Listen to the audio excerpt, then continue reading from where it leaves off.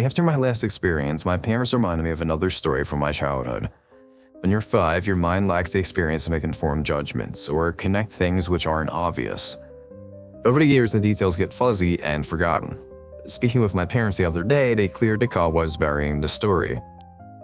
I remember now, much too clearly, the story of Gurgles and Bugman.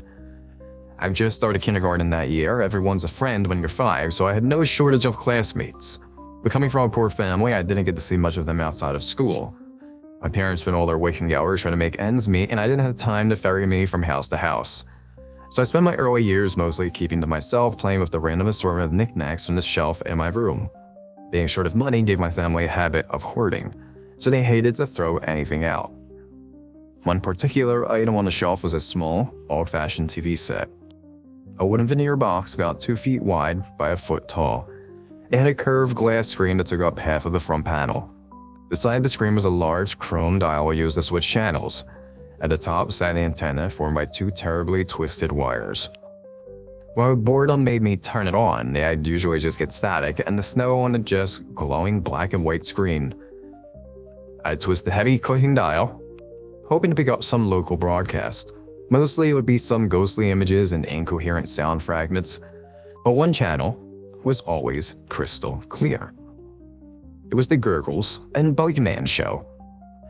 Gurgles was a clown, but not a common one. He wore a thin black suit that draped his tall, skinny body with a matching tie, and oversized novelty clown shoes to complete his distinctive outfit.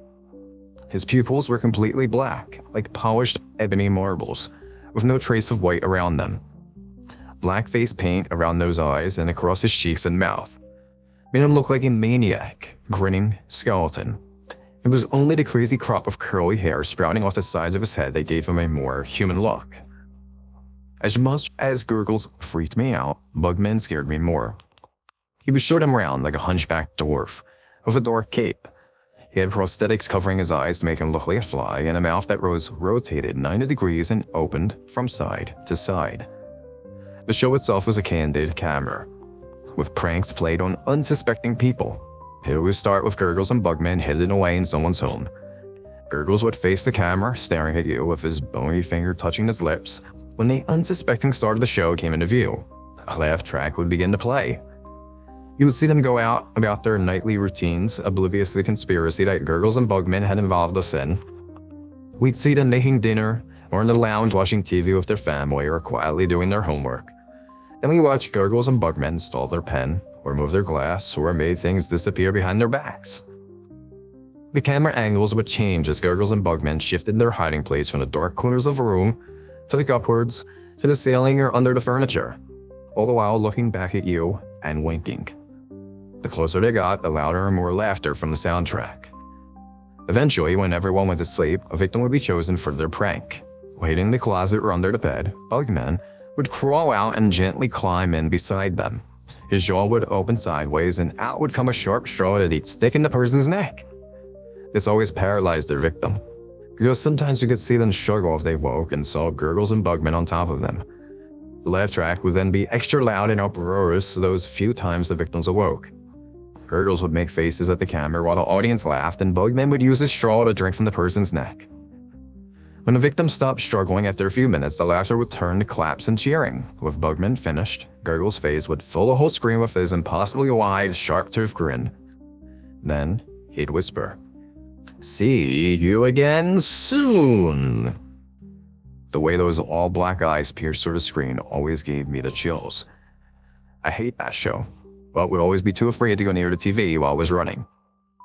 One day, the TV mysteriously disappeared from my room. My parents told my 5-year-old self that they sold it to pay the bills. I assented that without question. I was kind of glad it was gone, but yesterday when I asked my mom about the TV again, they exchanged nervous glances, then filled in some missing gaps from my childhood. Halfway through that year, Derek, a classmate I didn't know very well, died in horrific circumstances. He was murdered in his bed with a stab wound to the neck. No evidence of a break-in was ever found, so his distraught parents were taken into custody as the primary suspects. They denied all the allegations against them. At the time, Miss Nolan, my teacher, told our class, I apparently explained to her that Derek couldn't be dead because I saw him and his family on the Gurgles and Bugman show the day before. When Miss Nolan mentioned to my parents what I'd said, they had immediately taken the TV from my room, driven it to a junkyard, and had it burnt to nothing but ashes and molten metal. That TV was in my room because it had always been broken. It was never plugged in the whole time it sat on my shelf. Whatever I saw on that screen, it wasn't from a station. So that's my story of Gurgles and Bugman, but I'm not sure if that's really the end though. After all, do Gurgles and Bugmen still perform their nightly show for some unsuspecting viewer somewhere in this world? And if so, who will be their next star?